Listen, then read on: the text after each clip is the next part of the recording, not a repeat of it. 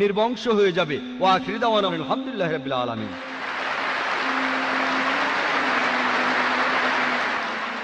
আমার নাম রামকৃষ্ণ, আমি ফিজিওথেরাপি ছাত্র। আমার প্রশ্ন হলো, আল্লাহর আদম হাওয়াকে সৃষ্টি করার কি প্রয়োজন ছিল, অথবা এই বিশ্ব জগৎ এগুলো সৃষ্টি করে কি উপকার পাবেন? আমার দ্বিতীয় প্রশ্ন হলো, সবকিছুই কেউ সৃষ্টি করেছে, তাহলে ঈশ্বর তাকেও অবশ্যই কেউ সৃষ্টি করেছে। আল্লাহ শব্দটার অর্থ কি? ভাই 3টা প্রশ্ন করেছেন। প্রথম প্রশ্নটা, আল্লাহ কেন আদম হাওয়াকে সৃষ্টি করলেন, এই সৃষ্টি করার কারণটা কি, বিশ্বজগৎ সৃষ্টির কারণ কি? আল্লাহ সৃষ্টি করেছেন আদম আর হাওয়াকে, তারা দুজনে শান্তিতে থাকুন, যাতে করে মানুষ যাতে আসতে পারে। তারা আমাদের সবার পূর্বপুরুষ। পবিত্র কোরআনে সূরা হুজুরাতের 13 নম্বর আয়াতে উল্লেখ করা হয়েছে, ইয়া আইয়ুহান নাসু ইন্না খালাকনাকুম মিন যাকরিন ওয়া উনসা ওয়া জাআলনাকুম শুউবান ওয়া কাবাইলা লিতাআরাফু ইন্না আক্রামাকুম ইনদাল্লাহি আতকাকুম ইন্নাল্লাহা আলিমুন খাবীর।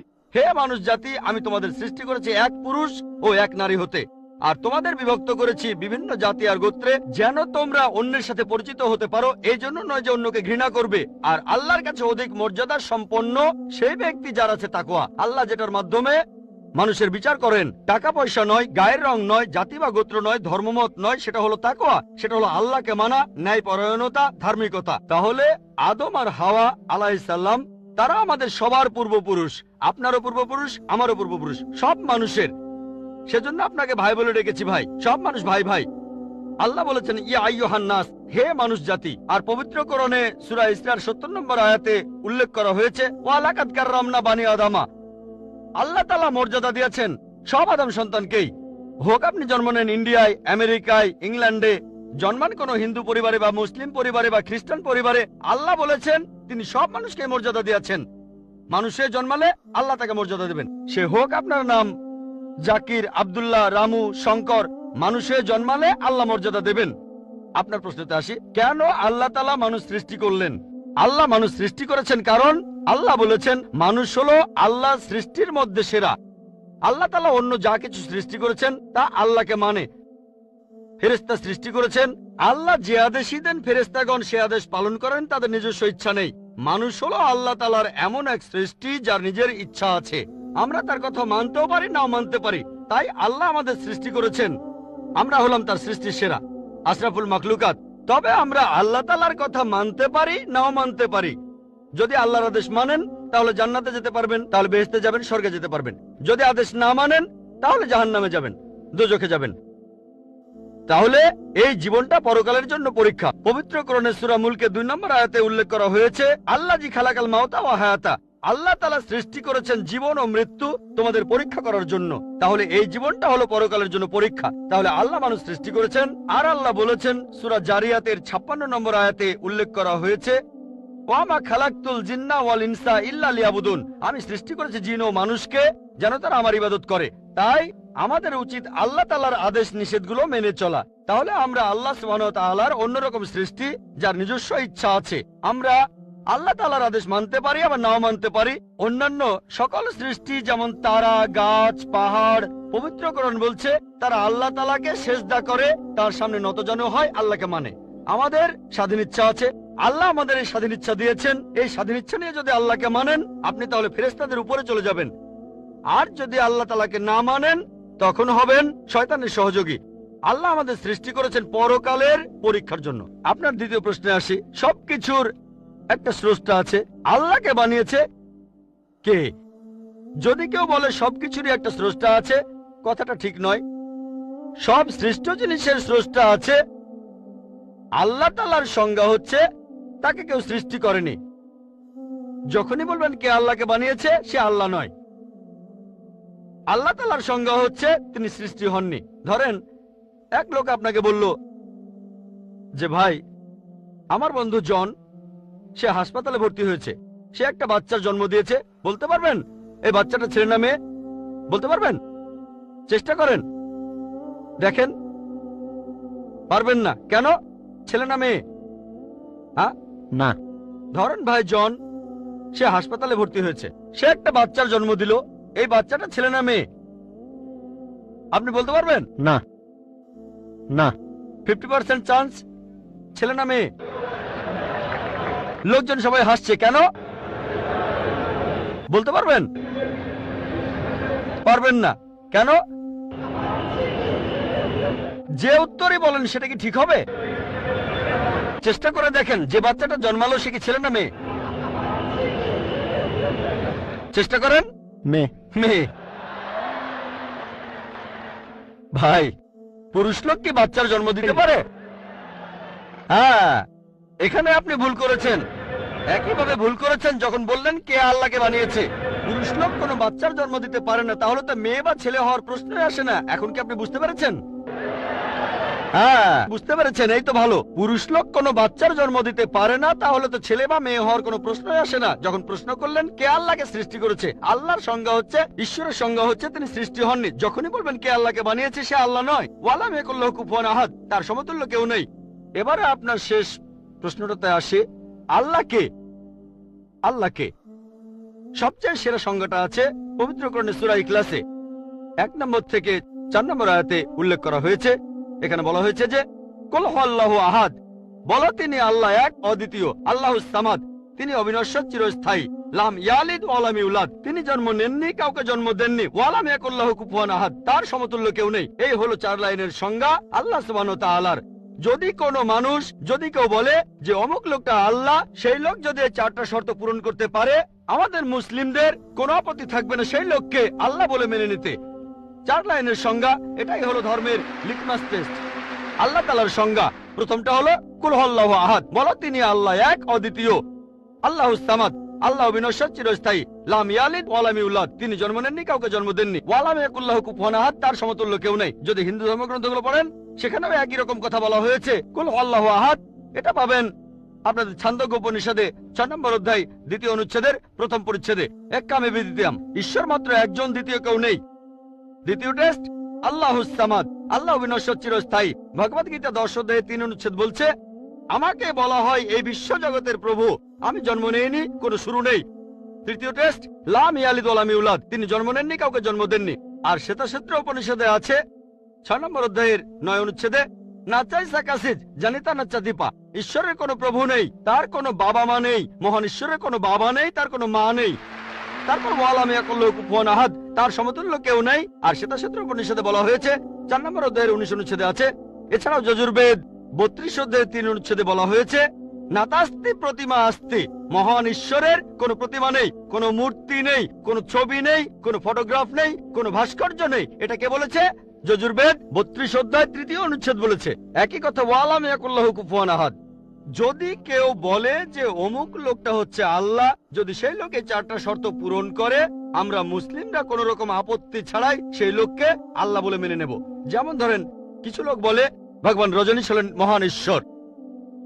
একবার প্রশ্নোত্তর পর্বে এক হিন্দু আমাকে বলেছিলেন, আমরা ভগবান রজনীশকে ঈশ্বর বলে মানি না। আমি কখনোই বলিনি হিন্দুরা ভগবান রজনীশকে ঈশ্বর বলে মানে। আমি বলেছি কিছু লোক তাকে ঈশ্বর বলে মানে। আসুন দেখি রজনীশকে আমরা টেস্ট করি।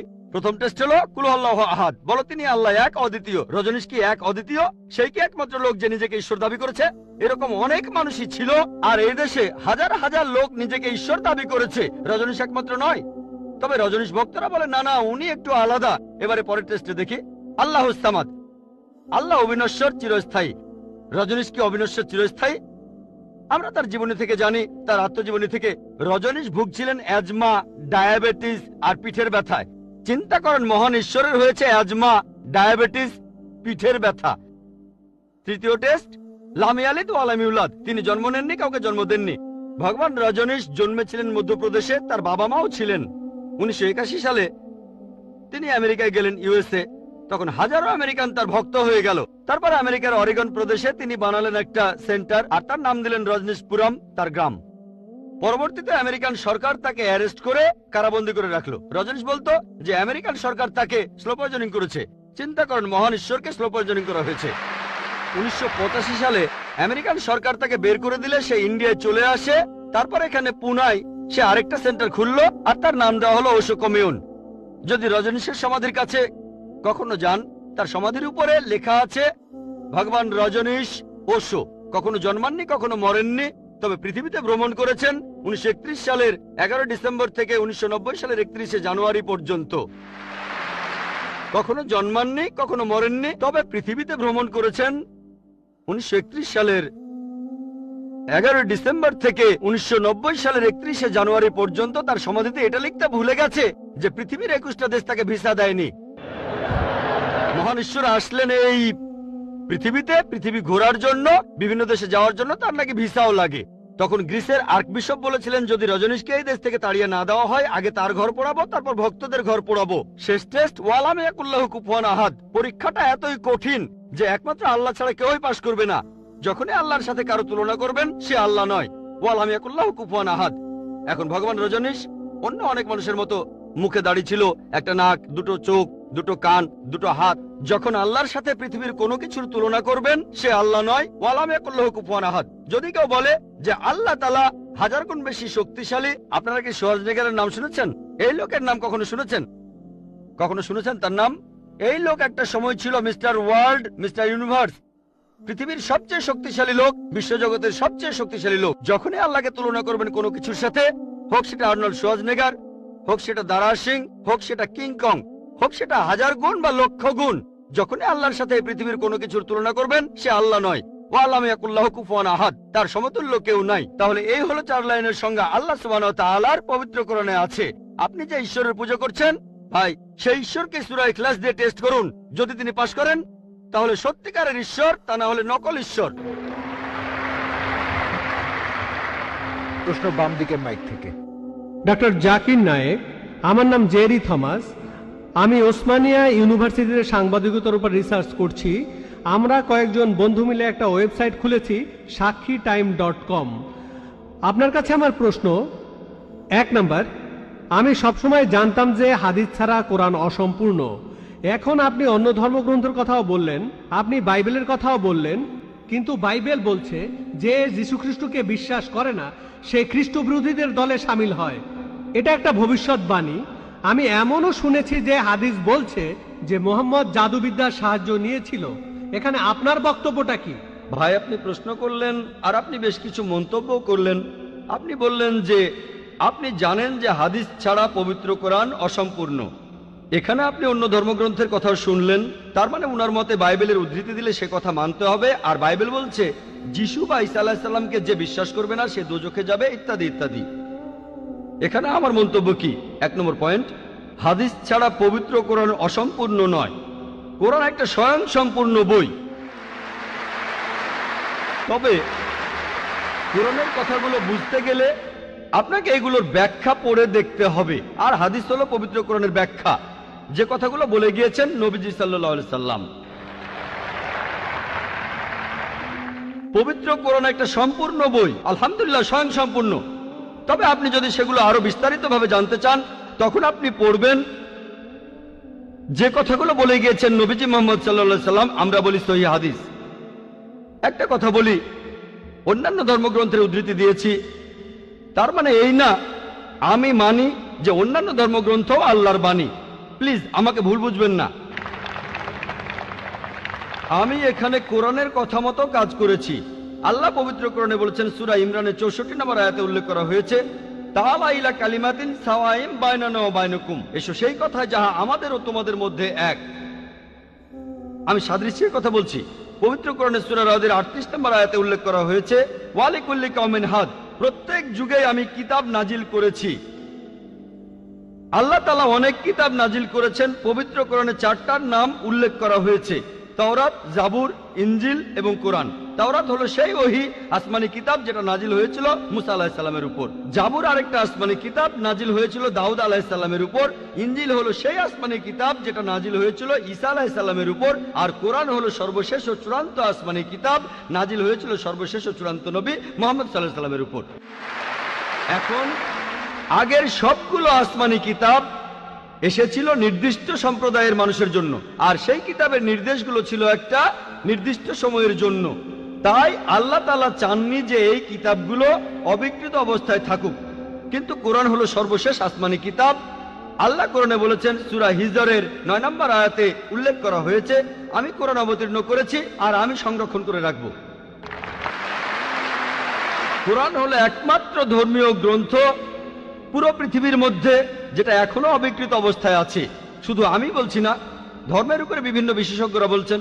তাদের একজন উইলিয়াম মুর, তিনি ইসলামের বিরুদ্ধে তীব্র সমালোচনা করতেন। তিনি খ্রিস্টান ছিলেন। 200 বছর আগে তিনি বলেছিলেন আর কোনো ধর্মীয় গ্রন্থ নেই, আর কোনো ধর্মীয় গ্রন্থ নেই যেটা এখনো অবিকৃত অবস্থায় আছে 1200 বছরের বেশি সময় ধরে। এখন বলল 1400 বছরেরও বেশি, এই কোরআনের মতো। তিনি খ্রিস্টান ছিলেন, ইসলাম ধর্মের তীব্র সমালোচক ছিলেন। তিনি সত্যি কথাটা স্বীকার করেছেন, কোরআন অবিকৃত অবস্থায় আছে, কিন্তু অন্যান্য সব ধর্মগ্রন্থ সেগুলোর কথা বদলে গেছে, এমনকি বাইবেলও। আমি বাইবেলকে আল্লাহ তাআলার বাণী বলে মানি না। আমরা মুসলিমরা বিশ্বাস করি সেই ওহীতে যেটা দেওয়া হয়েছিল ঈসা আলাইহিস সালামকে, ইনজিল। কিন্তু এখন আমরা যে বাইবেলটা দেখি, এই বইটা একটা মিশ্রণ। এখানে আল্লাহর বাণী থাকতে পারে, কোরআনের সাথে মিললে আমি আপত্তি না করে মেনে নেব এটা আল্লাহর বাণী। এছাড়াও নবীদের বলা কথা আছে, এখানে ঐতিহাসিকদের বলা কথাও আছে। দুঃখের সাথে জানাচ্ছি বাইবেলে পর্নোগ্রাফিও আছে। আমি উদ্ধৃতি দিতে পারবো না, আমি পারবো না। বাইবেলে আছে অনেক পরস্পর বিরোধী কথা, বৈজ্ঞানিক ভুল, গাণিতিক ভুল, সেগুলোর কথা এখানে বলছি না। আমি বিতর্ক করেছিলাম ডক্টর উইলিয়াম ক্যাম্বেলের সাথে। তিনি ইসলামের বিরুদ্ধে একটা বই লিখেছিলেন, Quran and Bible in the light of history and science. বলেছিলেন কোরআনে 30টা বৈজ্ঞানিক ভুল আছে। আমি আমেরিকায় গিয়েছিলাম, আমেরিকায় আমরা বিতর্ক করেছিলাম 2000 সালের 1 এপ্রিল, আর টপিক ছিল Quran and Bible in the light of science. তার সব অভিযোগের উত্তর আমি দিয়েছিলাম। তারপর আমি যখন বাইবেলের 38টা ভুলের কথা বললাম, তিনি সেগুলোর উত্তর দিতে পারেননি। পবিত্র কোরআনের সূরা বাকারার 79 নম্বর আয়াতে উল্লেখ করা হয়েছে, فويل للذين يكتبون الكتاب بأيديهم ثم يقولون هذا من عند الله ليشتروا به ثمنا قليلا فويل لهم مما كتبت أيديهم ويل لهم مما يكسبون। দুর্ভোগ তাদের যারা নিজ হাতে কিতাব রচনা করে আর বলে এটা আল্লাহর ওহী। সমূল্য পাওয়ার জন্য তারা এই কথা বলে, যা লিখেছে সেজন্য শাস্তি তাদের, যা উপার্জন করেছে সেজন্য শাস্তি তাদের। তাই বর্তমানের বাইবেল, হয়তো জানেন এই বাইবেল শব্দটা, এটা বাইবেলের মধ্যে কোথাও নেই। এটা এসেছে গ্রিক শব্দ বিবলস থেকে, অর্থাৎ অনেক বই মিলে একটা বই। আর বিশেষজ্ঞরা এখন বলেন এই বাইবেল লিখেছে অনেকজন লেখক, আমি বলছি না, খ্রিস্টান বিশেষজ্ঞরা। তাই বর্তমানের বাইবেলকে আমি আল্লাহর বাণী বলে মনে করি না। একইভাবে যদি জিজ্ঞেস করেন আমি বেদকে আল্লাহর বাণী বলে মনে করি কিনা, বৌদ্ধ ধর্মগ্রন্থগুলোকে আল্লাহর বাণী বলে মনে করি কিনা, পারসি ধর্মগ্রন্থগুলোকে আল্লাহর বাণী বলে মানি কিনা, আমি এখন বলবো হতে পারে আল্লাহর বাণী, নাও হতে পারে আল্লাহর বাণী। আল্লাহ সুবহানাহু ওয়া তাআলা অনেক ওহী নাজিল করেছেন, অনেক কিতাব, কোরআনে 4টার নাম উল্লেখ আছে, তবে এছাড়াও আছে যেমন সুফে ইব্রাহিম, এরকম অনেক আছে। আমি এখানে বলবো হতে পারে হিন্দু ধর্মগ্রন্থ হতে পারে আল্লাহর বাণী, হতে পারে বৌদ্ধ ধর্মগ্রন্থ সেগুলো আল্লাহর বাণী, তারপর পারসি ধর্মগ্রন্থ আল্লাহর বাণী হতে পারে, কিন্তু আসমানি কিতাব হলেও সেগুলো নির্দিষ্ট জাতি আর নির্দিষ্ট সময়ের জন্য। এখন আপনি মানবেন সর্বশেষ ও চূড়ান্ত কিতাব, সেটা হলো পবিত্র কোরআন। তাহলে প্রত্যেক মানুষই, হোক তার দেশ ইন্ডিয়ায়, আমেরিকাতে, কানাডায়, ইংল্যান্ডে, সিঙ্গাপুরে, সৌদি আরবে, প্রত্যেক মানুষই সর্বশেষ ও চূড়ান্ত ওহী মানবে, অর্থাৎ পবিত্র কোরআন আর সর্বশেষ নবী মুহাম্মদ সাল্লাল্লাহু আলাইহি সাল্লামকে মেনে চলবে। আমি বলছি না যে হিন্দু ধর্মগ্রন্থগুলো আল্লাহর বাণী, আর আল্লাহর বাণী হলেও সেটা নির্দিষ্ট সময়ে নির্দিষ্ট জাতির জন্য ছিল। হিন্দু বিশেষজ্ঞরাও বলেন তাদের ধর্মগ্রন্থ পরিবর্তন হয়েছে, বৌদ্ধ বিশেষজ্ঞরাও বলেন তাদের ধর্মগ্রন্থ পরিবর্তন করা হয়েছে। প্রত্যেক ধর্মের বিশেষজ্ঞরাই, শুধু ইসলাম বাদে সবাই বলে যে তাদের ধর্মগ্রন্থে পরবর্তীতে কথা বদলানো হয়েছে, পরিবর্তন করা হয়েছে। তবে আমি যদি এখানে তর্কের খাতিরে মেনেও নেই এটা আল্লাহ তাআলার বাণী, যদি এমনটা হয় আর সেই ধর্মের অনুসারীরা তারা মানে এটা আল্লাহ তাআলার বাণী, তাহলে সেই ধর্মগ্রন্থ তাদের অক্ষরে অক্ষরে মানা উচিত। বৌদ্ধরা যদি মানে তাদের ধর্মগ্রন্থ আল্লাহ তাআলার বাণী, হিন্দুরা যদি মানে তাদের ধর্মগ্রন্থ আল্লাহ তাআলার বাণী, খ্রিস্টানরা যদি মানে তাদের ধর্মগ্রন্থ আল্লাহ তাআলার বাণী, তাহলে আপনাদের ধর্মগ্রন্থেই বলা হয়েছে আপনাদের মেনে চলতে হবে সর্বশেষ নবীর কথা, মুহাম্মদ সাল্লাল্লাহু আলাইহি সাল্লামের কথা। আপনি তো মনে করেন এটা আল্লাহ তাআলার বাণী, আমি মনে করি হতেও পারে আবার নাও হতে পারে। আপনি মনে করেন সেটাই আল্লাহ তাআলার বাণী, তাহলে আপনি সেটার কথা মেনে চলেন। সর্বশেষ আর চূড়ান্ত নবীকেও আপনি বিশ্বাস করেন। আমি আগেও বলেছি, পবিত্র বাইবেলে গসপেল অফ জন 16 নম্বর অধ্যায়ের 12 থেকে 14 অনুচ্ছেদে আছে, ঈসা আলাইহিস সালাম বলছেন, আমি তোমাদের অনেক কথা বলতে চাই, কিন্তু তোমরা সেটা এখন বুঝতে পারবে না, কারণ যখন সত্যের আত্মা তোমাদের সামনে আসবে সে তোমাদের সত্যের পথে নিয়ে যাবে। সে তার নিজের কথা বলবে না, যা শুনবে সে কথাগুলোই বলবে। সে তোমাদের ভবিষ্যতের কথা বলবে, আমাকে মহিমান্বিত করবে। এ মানুষটা কে? মুহাম্মদ সাল্লাল্লাহু আলাইহি সাল্লাম। মুহাম্মদ সাল্লাল্লাহু আলাইহি সাল্লাম বাদে আর কোন নবী ঈসা আলাইহিস সালামকে কি মহিমান্বিত করেছেন? ঠিকই বলেছেন আপনি, যে ঈসা আলাইহিস সালামকে অস্বীকার করবে সে নরকে যাবে। আপনি বললেন এই কথা। আমি আপনার সঙ্গে একমত একমত সেই মুসলিম আসলে মুসলিম না যে ঈসা আলাইহিস সালামকে বিশ্বাস করে না। আমরা এখানে বলি আলাইহিস সালাম, আপনি শুধু বললেন যিশু। আমি পারি না, আমাকে বলতে হবে আলাইহিস সালাম যদি ইসলামের প্রতিনিধিত্ব করি। যদি আমি এই আলাইহিস সালাম শব্দটা না বলি আমাকে বের করে দেওয়া হবে। অনভিজ্ঞ লোক এটা করতে পারে, আমাকে বলতেই হবে আলাইহিস সালাম। তাহলে সেই মুসলিম আসলে মুসলিম না যে ঈসা আলাইহিস সালামকে বিশ্বাস করে না। আমরা মানি যে ঈসা আলাইহিস সালাম হচ্ছেন আল্লাহ সুবহানাহু ওয়া তাআলার প্রেরিত রাসূল। বিশ্বাস করি তিনি অলৌকিকভাবে জন্মেছিলেন কোনো পুরুষের হস্তক্ষেপ ছাড়াই, যেটা অনেক আধুনিক খ্রিস্টানি বিশ্বাস করে না। আমরা মানি যে তিনি আল্লাহর আদেশে মৃত মানুষকে জীবিত করেছিলেন। আমরা মানি যে তিনি আল্লাহর আদেশে জন্মান্ধর কুষ্ঠরোগীদের সুস্থ করেছিলেন। মুসলিম আর খ্রিস্টানরা এখানে এক। তবে আমি জানি আপনি কি বোঝাচ্ছেন। আপনি যখন বললেন যীশু খ্রিস্টকে বিশ্বাস করা, তার মানে কি বুঝিয়েছেন? যে তিনি ঈশ্বর, তাই না? ওনার মাইক্রোফোনটা অন করেন। যিশুকে বিশ্বাস করা বলতে কি বোঝাচ্ছেন? নবী হিসেবে বিশ্বাস করা? যিশুর এই কথাটা বিশ্বাস করি, আমি সত্য আর জীবনের একমাত্র পথ। এ কথার মানে কি? এর মানে যীশু খ্রিস্ট হলেন ঈশ্বর। ভাই এবারে বাইবেলের উদ্ধৃতি দিলেন। জনে আছে এই কথাটা। আমি আপনাকে রেফারেন্সটা বলছি, রেফারেন্সটা আমি বলছি, সমস্যা নেই। রেফারেন্সটা কি? জনের 14 নম্বর অধ্যায়। আপনিই বললেন। অনুচ্ছেদ? আমাকে বাইবেল দেখে বলতে হবে। জনের 14 অধ্যায়ের 16 অনুচ্ছেদ। ঠিক 16 আছে? নম্বর না, 6 নম্বর অনুচ্ছেদ, 16 নম্বর না। সরি মিস্টার নায়েক, আমাকে বাইবেল শেখানো লাগবে না। আমরা আপনার ভুল ব্যাখ্যাগুলো শুনে আমাদের ওয়েবসাইটে সেটার উত্তর দেব। ভালো কথা। ভাই আপনি উদ্ধৃতি দিচ্ছেন, আপনার ব্যাগে তো বাইবেল আছে, তাই না? ব্যাগ থেকে বাইবেলটা বের করে দেখেন। এটা গসপেল অফ জনের 14 নম্বর অধ্যায় 6 নম্বর অনুচ্ছেদ, 16 নম্বর না।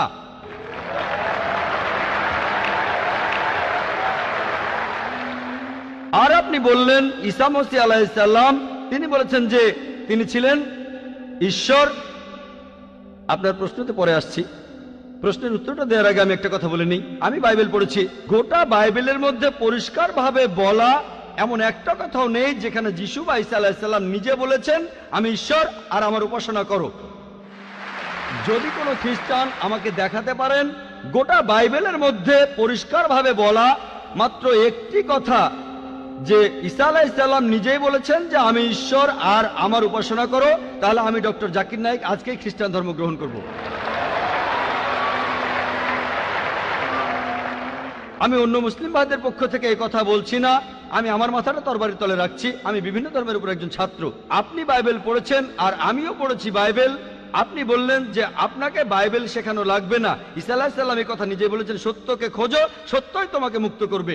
ইনশাআল্লাহ আজকে আপনি সত্য দেখবেন আর ইনশাআল্লাহ সত্য আপনাকে মুক্ত করবে।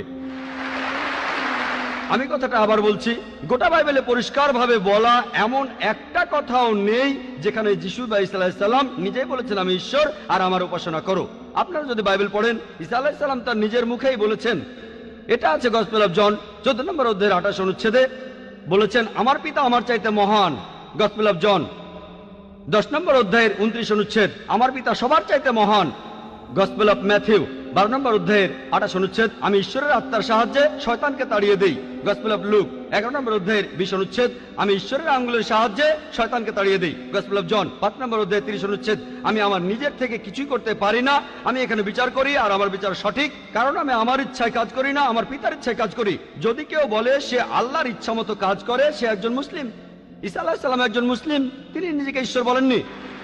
বুক অব অ্যাক্টসে পরিষ্কার বলা আছে 2 নম্বর অধ্যায়ের 22 অনুচ্ছেদ, বলা হয়েছে হে ইসরায়েলের সন্তানেরা একথা শোনো, নাজারেত শহরের যিশু ঈশ্বর প্রেরিত একজন পুরুষ তোমাদের মাঝে।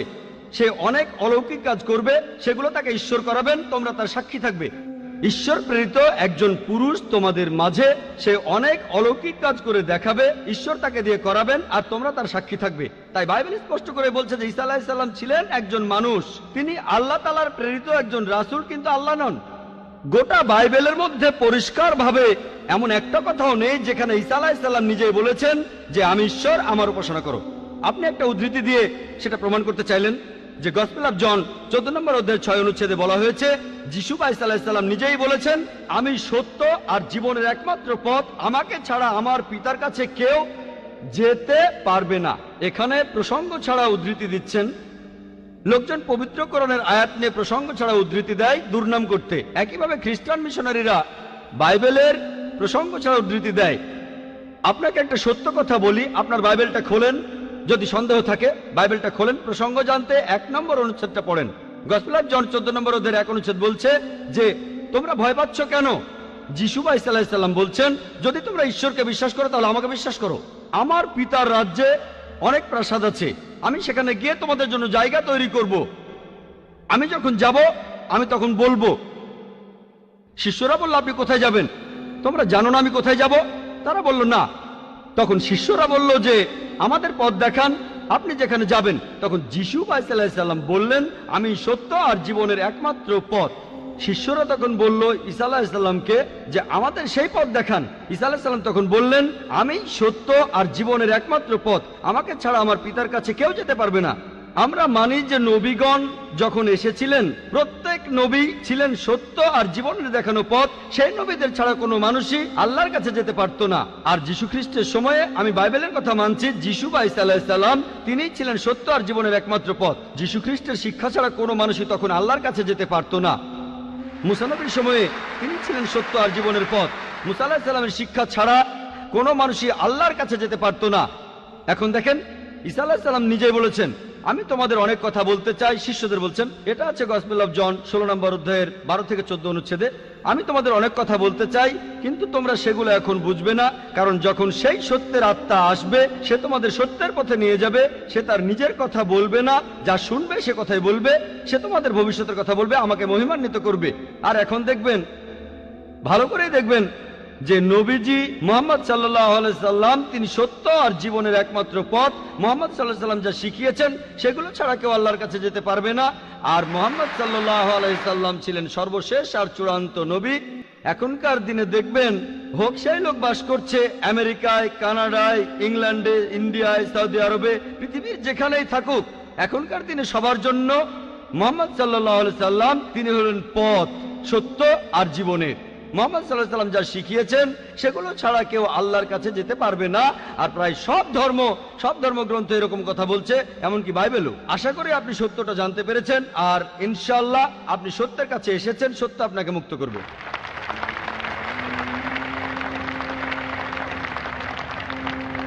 এবারের প্রশ্ন মহিলাদের মধ্য থেকে।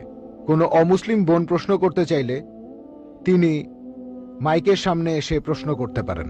গুড ইভিনিং স্যার, আমি পেশায় একজন শিক্ষিকা। এছাড়াও আমি ইসলাম ও অন্যান্য ধর্ম নিয়ে রিসার্চ করি। আপনার নামটা কি জানতে পারি? আমি নীলিমা। আপনার লেকচারের জন্য অসংখ্য ধন্যবাদ। তবে আমি কিছু ব্যাপারে একটু জানতে চাই। যেমন, আপনি ভবিষ্যৎ পুরাণের কথা বললেন, 3য় খণ্ডের 3য় অধ্যায় 5 থেকে 8 নম্বর শ্লোক। আমি আপনাকে আরেকটা ব্যাপার জানিয়ে রাখি যে হয়তো আপনিও এটা জানেন। ধরেন, ঈশ্বর যে নবীকে পৃথিবীতে পাঠান, সেই নবী তার উদ্দেশ্যে বলা ভবিষ্যৎবাণীগুলো পূরণ করবেন। যদি সেই নবী অর্ধেক বা তার কম ভবিষ্যৎবাণী পূরণ করেন, তাহলে তাকে নবী বলা যাবে না। এটা একটা সাধারণ যুক্তির ব্যাপার। এবারে ভবিষ্য পুরাণার কথা বলি। আপনি সেই ম্লেচ্ছ নেতার কথা বললেন, আর বললেন তিনি নবী মুহাম্মদ ছাড়া আর কেউ নন। আচ্ছা, আমি আপনার কথার প্রথম অংশটা মেনে নিচ্ছি, কিন্তু পরের অংশটা আপনি ব্যাখ্যা করে বলেননি। এখন আপনাকে বলি, ম্লেচ্ছ একটা সংস্কৃত শব্দ, আর সংস্কৃত ডিকশনারি অনুযায়ী ম্লেচ্ছ শব্দটার অর্থ অনার্য অথবা পাপী অথবা খারাপ লোক। ম্লেচ্ছ শব্দটার এই 3টা অর্থ হয়। তাহলে কি বলা যায় মুহাম্মদ ছিল পাপী অথবা খারাপ লোক? আরেকটা ব্যাপার হলো, এই ভবিষ্যৎবাণীর দ্বিতীয় শর্তটা, সেটা হলো তিনি একটা মরুস্থলে জন্মাবেন। মরুস্থল এর অর্থ মৃতদের স্থান, কারণ মরু শব্দটা এসেছে সংস্কৃত মৃ থেকে, যার অর্থ মৃত্যু। তাই এখানে অবশ্যই আরবের মরুভূমির কথা বলা হচ্ছে না, কারণ সেটা ছিল অনুর্বর ভূমি আর যুদ্ধক্ষেত্র। এরপরে আমি 3 নম্বর পয়েন্টে আসছি। এই ভবিষ্যৎবাণীতে বলা হয়েছে যে এই ম্লেচ্ছ নেতা তিনি গোসল করেন পঞ্চগাভিয়া আর গঙ্গা নদীতে। আর এটা আমরা সবাই জানি যে গঙ্গা নদী, এই নদীটা আরবে নয়, গঙ্গা নদী রয়েছে ইন্ডিয়ায়। এটা পৃথিবীর সবাই জানে। এবার পঞ্চগাভিয়ায় গোসল করা সম্পর্কে বলি। পঞ্চগাভিয়া মানে গরু থেকে উৎপন্ন 5টা উপাদান। এই উপাদানগুলো হলো দুধ, দই, ঘি, প্রস্রাব, গোবর। এখন ভবিষ্যৎবাণীটাকে সত্যি হতে গেলে এই কথাটাও তাহলে সত্যি হতে হবে। আপনি কি আমাকে পবিত্র কোরআনের এমন কোন আয়াত দেখাতে পারেন যেখানে বলা আছে যে মুহাম্মদ গোসল করেছিল গঙ্গার জলে বা সেই 5টা উপাদান দিয়ে, অর্থাৎ দুধ, দই, ঘি, প্রস্রাব আর গোবর? তাহলে আজকে ইসলাম গ্রহণ করব। Thank you sir. বোন, আপনি ঠিক বলেছেন যে ভবিষ্যৎবাণীর কথা বলা হচ্ছে, যদি তার অর্ধেকের বেশি পূরণ না হয় তাহলে ভবিষ্যৎবাণী ভুল। আমি একমত বোন, আপনার সঙ্গে একমত। আমি আপনার 3টি প্রশ্নের উত্তর দেব, দেখা যাক আজকে আপনি ইসলাম গ্রহণ করেন কিনা। এটাও হতে পারে আপনি আমার সঙ্গে একমত হবেন না। আমি যা বলবো, আমি একমত। ম্লেচ্ছ এই শব্দটা 3টি অর্থ আছে। ম্লেচ্ছ এর একটা অর্থ হলো অনার্য অর্থাৎ বিদেশি, আরেকটা অর্থ হচ্ছে পাপী, আরেকটা অর্থ হলো খারাপ লোক। আর দেখবেন ইন্ডিয়ায় হিন্দুরা সাধারণত মুসলিমদের বলে থাকে ম্লেচ্ছ। তারা যখন এভাবে বলে তারা আসলে বোঝায় পাপী আর খারাপ লোক, কিন্তু এর আরেকটা অর্থ হলো বিদেশি।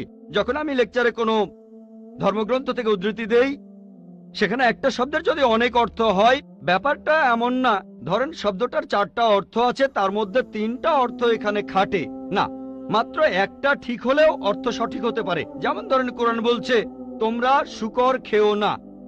আজকে যদি ডিকশনারি খোলেন, এই শূকর শব্দটার একটা অর্থ হলো পুলিশ অর্থাৎ পুলিশ অফিসার, তাহলে একটা অর্থ শূকর, আরেকটা অর্থ পুলিশ অফিসার। তবে কোরআন বাইবেল এটা বোঝায়নি। বাইবেলে বুক অব লেভিটিকাস 11 অধ্যায় 7 থেকে 8 অনুচ্ছেদে আছে, বুক অব ডিউটেরোনমি 14 অধ্যায়ের 8 অনুচ্ছেদে আছে, বুক অব আইজায়া 65 অধ্যায়ের 2 থেকে 5 অনুচ্ছেদে আছে, বলা হয়েছে তোমরা শূকর খেও না, কিন্তু পুলিশকে বোঝায়নি বাইবেল। যদি আপনি বিভিন্ন ধর্মের ছাত্রী হয়ে থাকেন, যদি 10টা অর্থ থাকে সেখানে একটা অর্থও খাটে, দেখতে হবে সেটা সঠিক কিনা। 2টো সঠিক হতে পারে, 3টা সঠিক হতে পারে, সবগুলো সঠিক হতে পারে, কিন্তু যদি মাত্র একটা অর্থ সঠিক হয় এতেও ভবিষ্যৎবাণীটা ফলে যেতে পারে। আমি আপনার সঙ্গে একমত যে ম্লেচ্ছ এর একটা অর্থ অনার্য, ইন্ডিয়ানদের দিক থেকে একজন বিদেশি। আর আমি আমার লেকচারে তখন বলেছিলাম ম্লেচ্ছ শব্দের অর্থ হচ্ছে বিদেশি। আর আপনি ভুল পথে গিয়ে বলছেন এখানে ম্লেচ্ছ মানে হচ্ছে পাপী। আপনি আসলে এখানে ভুল বুঝেছেন বোন। যদি আপনি বলেন কোরআন আর বাইবেল বলছে পুলিশদের খেও না, তার মানে আপনি বিভিন্ন ধর্মের উপর ছাত্রী নন, আপনি তাহলে এক পেশে। একটা অর্থে যদি ভবিষ্যৎবাণীটা পূরণ হয়। আরেকটা কথা, যদি সন্দেহ থাকে, আমি আরো 10টা পয়েন্টের কথা বলেছি, সবগুলোকে খণ্ডন করতে পারবেন না। আরেকটা বললেন মরুস্থল, এটার একটা অর্থ আমিও একমত, মৃতদের স্থান। তবে সংস্কৃতিতে মরুস্থল শব্দটার আরেকটা অর্থ হচ্ছে বালুময় স্থান। আপনি আজকে ডিকশনারি চেক করেন, সেখানে দেখবেন আমাদের ইসলামিক রিসার্চ ফাউন্ডেশনে এখানে সংস্কৃত ডিকশনারিও আছে। আমি বিভিন্ন ধর্মের উপর ছাত্র, এটা মানছি যে একটা অর্থ হচ্ছে মৃতদের স্থান, আরেকটা অর্থ হচ্ছে বালুময় স্থান, কিন্তু ভুল অর্থটা আপনি নিচ্ছেন কেন? তাহলে তো আপনি ভুল পথে চলে যাবেন। যদি পারমুটেশন আর কম্বিনেশন গুলো দেখেন, অন্য যে পয়েন্টগুলো বলেছি সেগুলো পুরোপুরি সঠিক। এখানে আপনাকে সঠিক উত্তরটা বেছে নিতে হবে। তাহলে মরুস্থল শব্দটার একটা অর্থ হলো বালুময় স্থান বা মরুভূমি। আপনার 3য় প্রশ্নতে আসি, আপনি ইসলাম গ্রহণ করবেন ইনশাল্লাহ?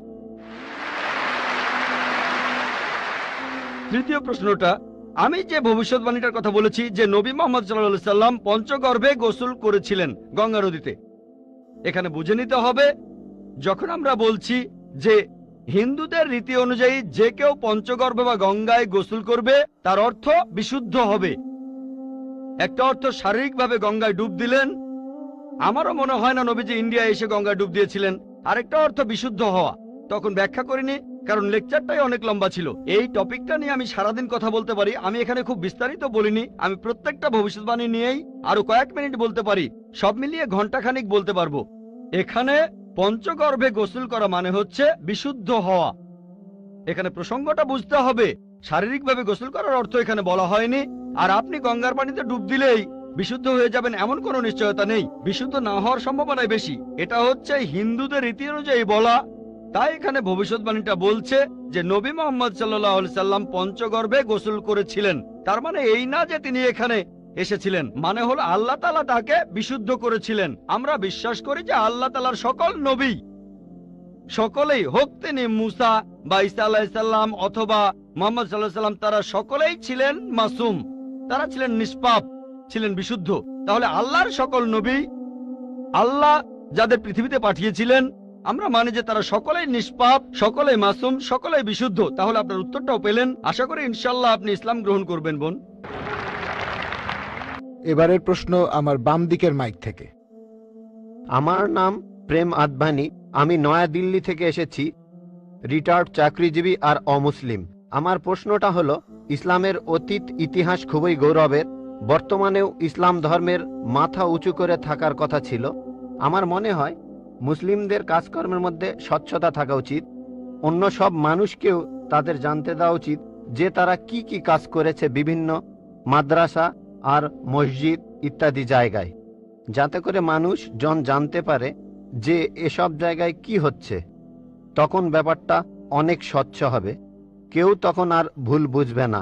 ধন্যবাদ ভাই, খুব সুন্দর প্রশ্ন করেছেন। তবে আপনার উত্তর দেওয়ার আগে আগের বোন যে প্রশ্নগুলো করেছিলেন সে ব্যাপারে কিছু কথা বলি। তার 3টা প্রশ্ন, সেখানে আমার মেয়ে রুজদা নায়েকের গানের কথাগুলো মনে পড়লো। শেষ গানটা যে don't talk to me about Mohammad সাল্লাল্লাহু আলাইহি সাল্লাম, আর কোঅর্ডিনেটর বলেছিলেন গানের কথাগুলো একটু মনোযোগ দিয়ে শুনবেন। আপনারা যদি কথাগুলো শুনে থাকেন, এটা নবীজি সাল্লাল্লাহু আলাইহি সাল্লামের একটা সিরাত যে একদিন মুহাম্মদ সাল্লাল্লাহু আলাইহি সাল্লাম হেঁটে যাচ্ছিলেন, তখন এক পথচারীর সঙ্গে তার দেখা হলো। সে নবীজির বিরুদ্ধে কথা বলতে লাগলো, ও এই নবী মোহাম্মদ খুবই খারাপ লোক, তার সঙ্গে কথা বলো না। সে কিন্তু মোহাম্মদ সাল্লাল্লাহু আলাইহি সাল্লামের সঙ্গে কথা বলছে, সে জানে না। ওই লোকটাই মোহাম্মদ সাল্লাল্লাহু আলাইহি সাল্লাম। সে নবীজির কাছে বলল, পথে হাঁটতে হাঁটতে, নবী মোহাম্মদ খুবই খারাপ লোক, তার কথা শুনো না, তার কথা শুনলে বিপর্যয় হয়ে যাবে, সবার জন্য খারাপ হবে, ইত্যাদি ইত্যাদি। গানটাতে এই কথাগুলো বলা হয়েছিল। লোকটা নবীজিকে বলল, তবে আপনি খুব ভালো মানুষ, আর আপনাকে সাবধান করছি ওই মোহাম্মদ লোকটার কথা শুনবেন না সাল্লাল্লাহু আলাইহি সাল্লাম। সে ভণ্ড, নাউজুবিল্লাহ, সে খুব খারাপ মানুষ, নাউজুবিল্লাহ। এরকম আরো অনেক কথা। তবে নবীজিকে বলল, আপনি খুব ভালো মানুষ, আপনি দয়ালু, আপনি পরোপকারী, আপনার নামটা জানতে পারি? নাম শুনে বলল, কি? আপনি কি বললেন? আমি কি ঠিক শুনছি? আপনার নাম মোহাম্মদ সাল্লাল্লাহু আলাইহি সাল্লাম? তখন সে বলল, আশহাদু আল্লা ইলাহা ইল্লাল্লাহ ওয়া আশহাদু আন্না মুহাম্মাদুর রাসূলুল্লাহ। যখন সেই লোকটা বুঝতে পারলো যে এই লোকটাই মোহাম্মদ সাল্লাল্লাহু আলাইহি সাল্লাম, আমি অন্য মানুষের কাছে শুনেছিলাম সে খুব খারাপ মানুষ, ইনি তো ভালো মানুষ, তখনই সে ইসলাম গ্রহণ করলো।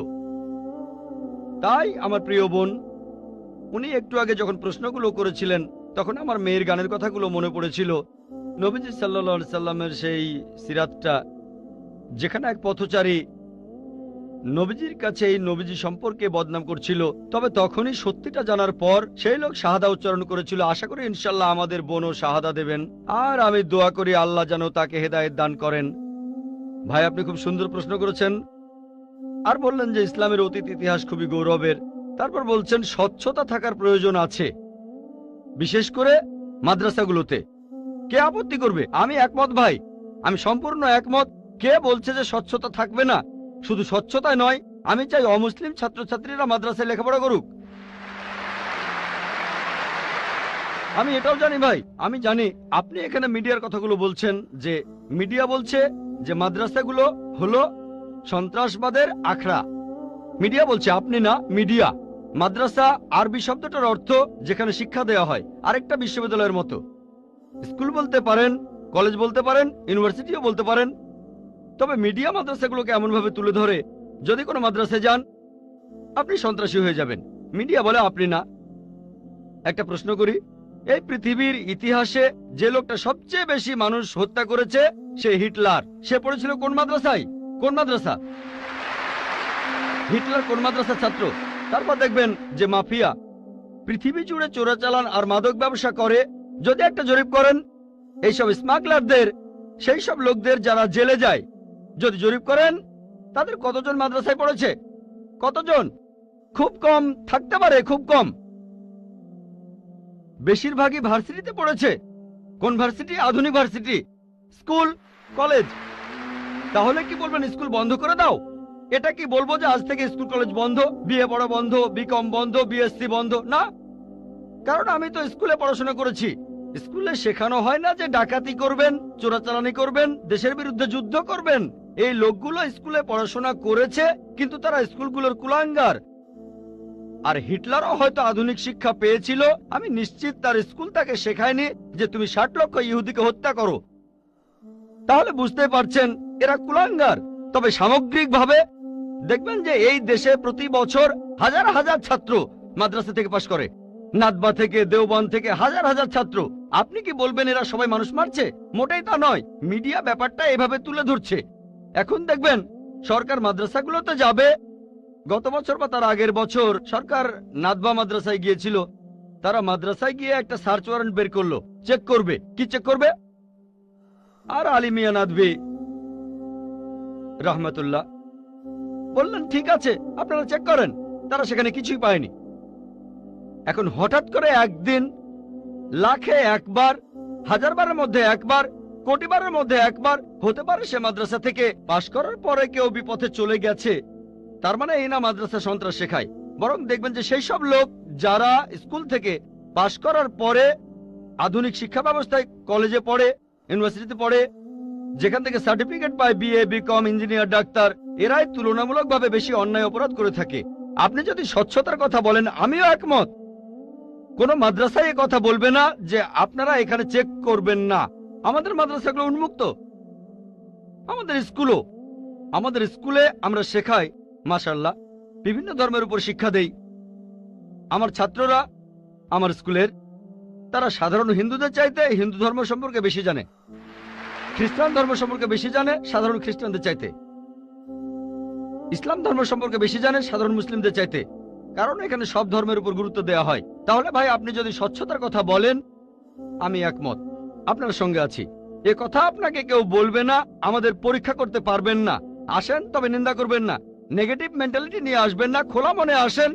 কে জানে আল্লাহ হয়তো আপনাকে হেদায়েত করবেন, হয়তো সত্যিটা জানতে পারবেন। হ্যাঁ ভাই, আমি এখানে যেটা বলতে চাচ্ছি যে অমুসলিমরা তারা মাদ্রাসায় এসে নিজের চোখে দেখে যাবে।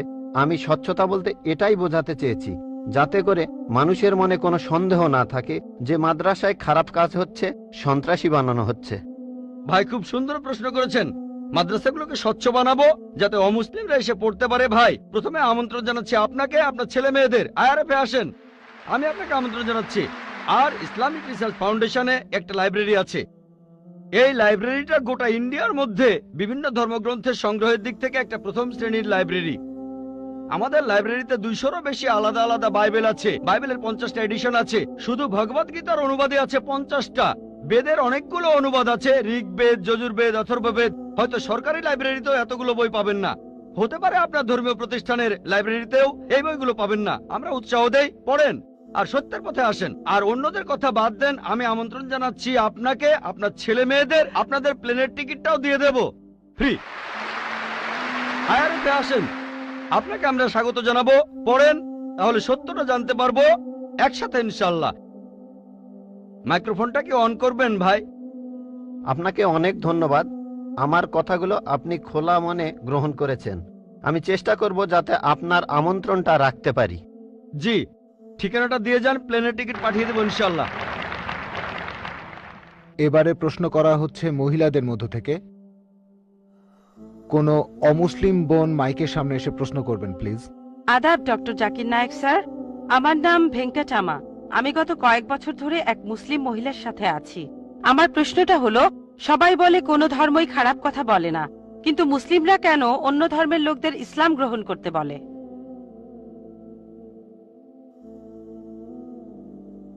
বোন, আপনি বললেন যে আপনি একটা মুসলিম পরিবারের সঙ্গে থাকেন অনেক বছর ধরে, তারপর বললেন যে সব ধর্মে ভালো সব কথা থাকে, কিন্তু মুসলিমরা আমাকে ইসলাম গ্রহণ করতে বলে কেন? পয়েন্ট নাম্বার 1, অন্য যেসব ধর্ম আছে সেগুলো যা বলে তার বেশিরভাগ কথাই ভালো, তবে ইসলাম ভালো কথা বলার পাশাপাশি আপনাকে দেখাবে কিভাবে সেটা অর্জন করতে হয়।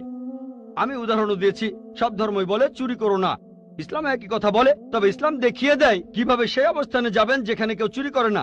যাকাত দেন, সাহায্য করেন, এরপর কেউ চুরি করলে তার হাত কেটে ফেলেন, তাহলে চুরি করা বন্ধ হয়ে যাবে, কোনো অপরাধ থাকবে না। এজন্যই আমি বলেছিলাম যে ইসলাম ভালো কথা বলার পাশাপাশি আপনাকে দেখিয়ে দেবে কিভাবে সেটা অর্জন করতে হয়।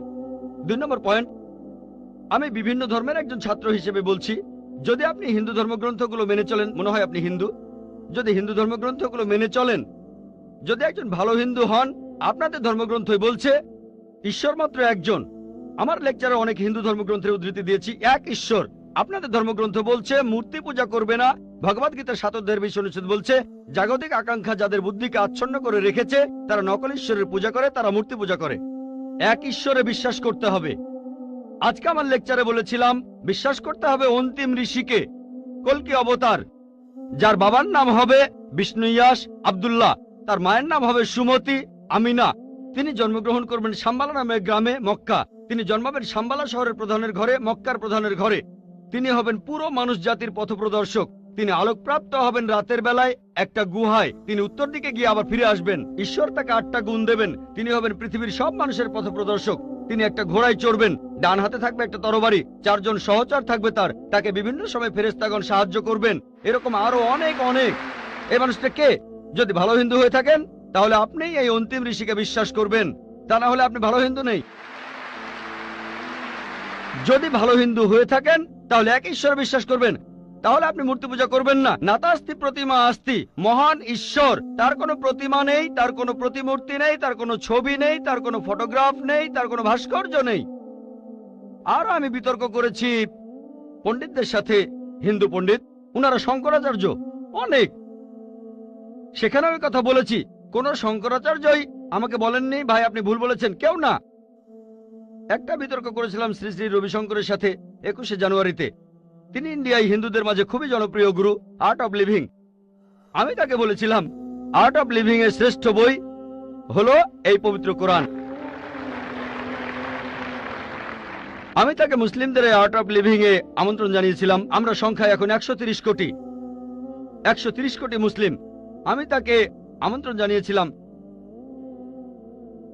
যদি তিনি ধর্মগ্রন্থগুলো মানেন, তিনি বেদের উপরে একজন বিশেষজ্ঞ, তাকে এটা মানতেই হবে। একইভাবে বোন, আপনাকে বুঝতে হবে অন্য সব ধর্মগ্রন্থগুলো হয়তো আল্লাহর বাণী আপনি বলছেন, সময় বদলানোর সাথে সাথে সেগুলোও কিন্তু বদলে গেছে। স্বামী বিবেকানন্দ বলেছেন বেদের 99%ই হারিয়ে গেছে, বাকি যে 1% আছে সেটা আমাদের কঠোরভাবে মানতে হবে। কঠোরভাবে মানে অন্তিম ঋষিকেও মানতে হবে। তাহলে কঠোরভাবে মানলে আপনি মোহাম্মদ সাল্লাল্লাহু আলাইহি ওয়াসাল্লামকেও মানবেন, আপনি কোরআনকেও মানবেন। আর আমি আপনাকে এখানে আমন্ত্রণ জানাচ্ছি, এই শান্তির ধর্মে আমন্ত্রণ জানাচ্ছি, যাতে করে আপনি আল্লাহর কাছাকাছি আসতে পারেন। এবারের প্রশ্ন আমার বাম দিকের মাইক থেকে। ইসলাম ধর্মে পাপের সংজ্ঞাটা কি? পাপের প্রকারভেদগুলো কি? আর এই পাপের সাথে হিন্দু আর খ্রিস্টান ধর্মে যে পাপের কথা বলা হয়েছে তার পার্থক্য কি? ধন্যবাদ। এবারের প্রশ্ন আমার বাম দিকের মাইক থেকে। ইসলাম ধর্মে পাপের সংজ্ঞাটা কি? পাপের প্রকারভেদগুলো কি?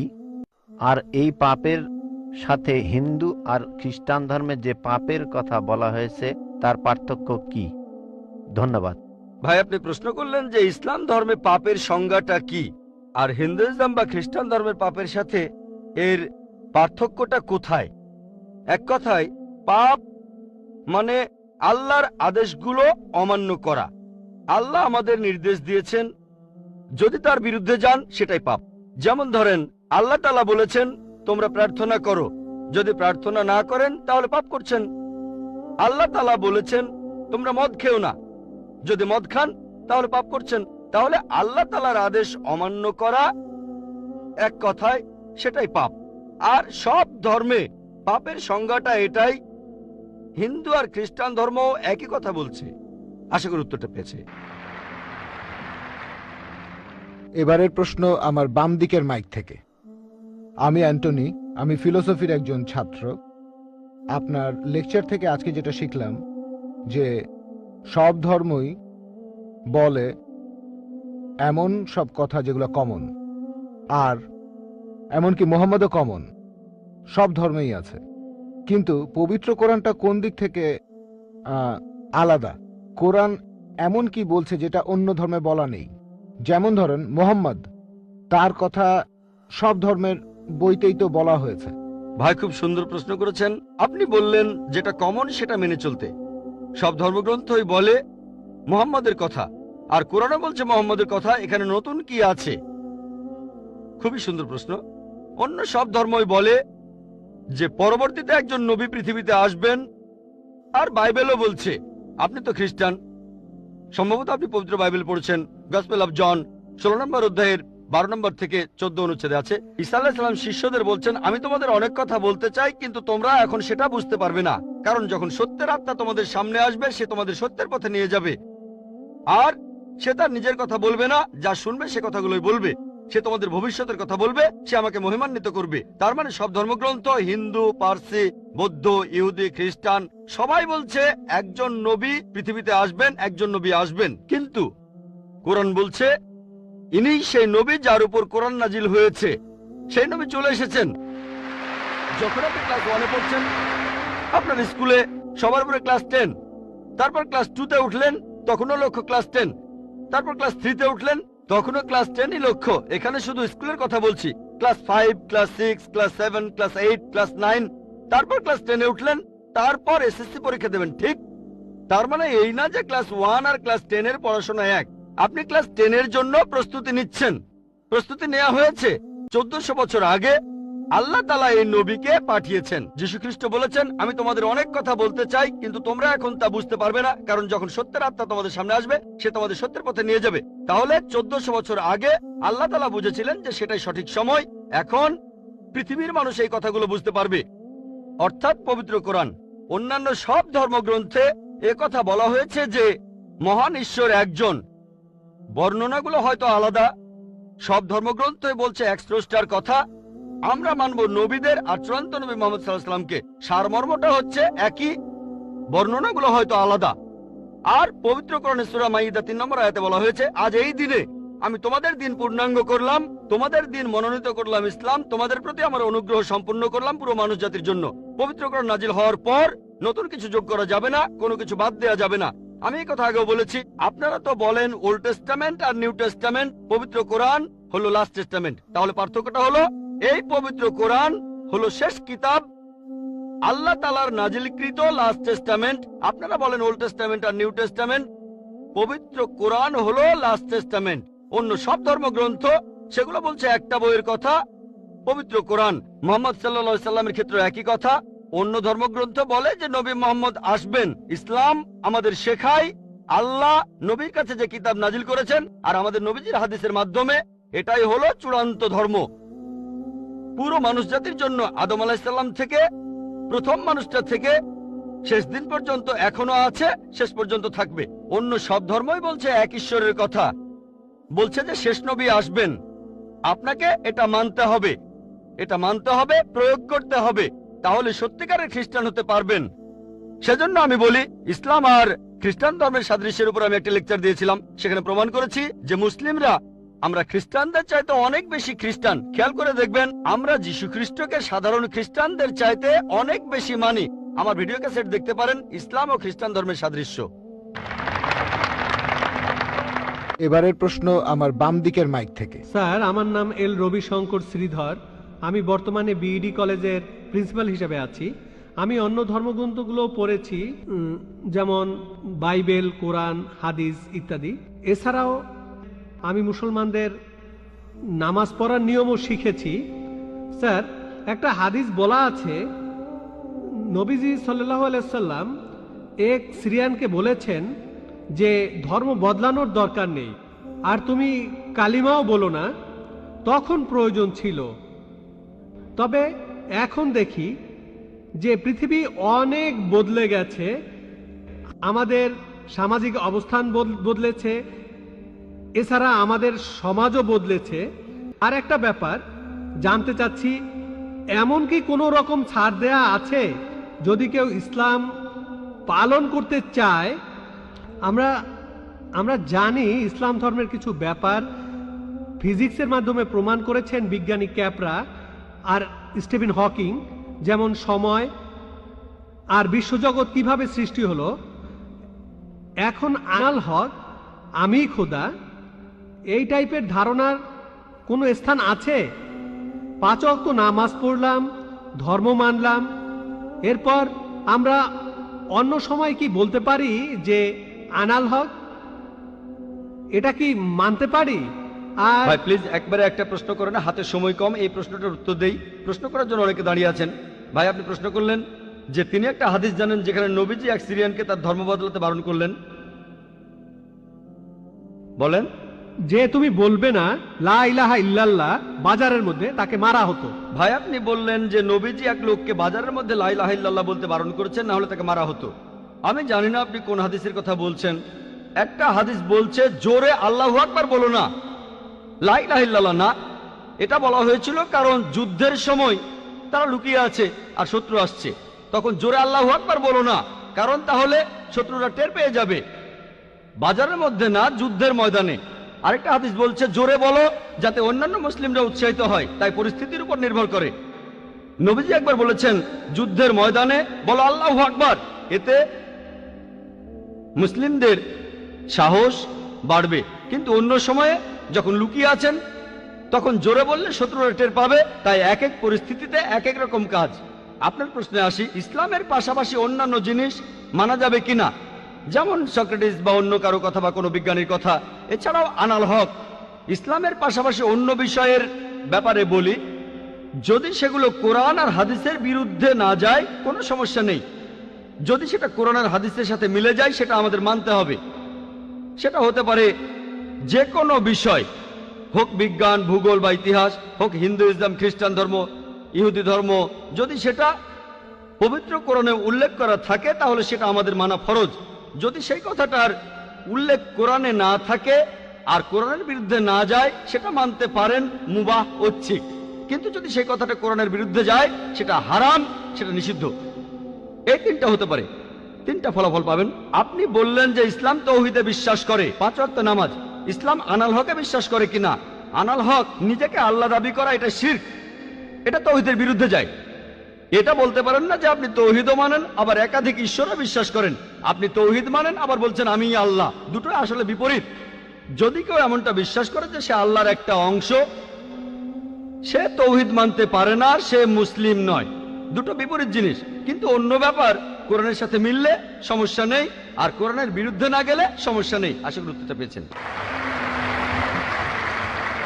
এবারের প্রশ্ন বাম দিকের মাইক থেকে। আজ এই অনুষ্ঠানে আসতে পেরে আমার খুবই ভালো লাগছে। আপনার এই মূল্যবান কথাগুলো সবারই কাজে আসবে। আমরা আপনার লেকচার শুনে খুবই মুগ্ধ হয়েছি, অনেকের দৃষ্টিভঙ্গিও বদলেছে। আমার নাম রাম দাস, ইলেকশন বোর্ডের পার্সেস অফিসার। আমি একজন হিন্দু, তারপরও আমি ইসলাম ধর্মকে অনেক শ্রদ্ধা আর ভালোবাসি। আমি আপনার কথার সাথে একমত যে হিন্দু ধর্ম কখনোই মূর্তি পূজার কথা বলে না। আসলে আমাদের হিন্দু ধর্মকে সবসময় প্রভাবিত করেছে তথাকথিত ধর্মীয় নেতারা। তারা মানুষকে ভুল পথে নিয়ে যাচ্ছে। শতকরা 90% হিন্দু ভুল পথে চলে যাচ্ছে মূর্তি পূজার নামে। বেদ আর উপনিষদ কখনই মূর্তি পূজার কথা বলে না। যেটা বলা হয়েছে সেটা রূহ, এটা কথা বলা হয়েছে রূহ খোদা কি ইনায়েতে হ্যায়।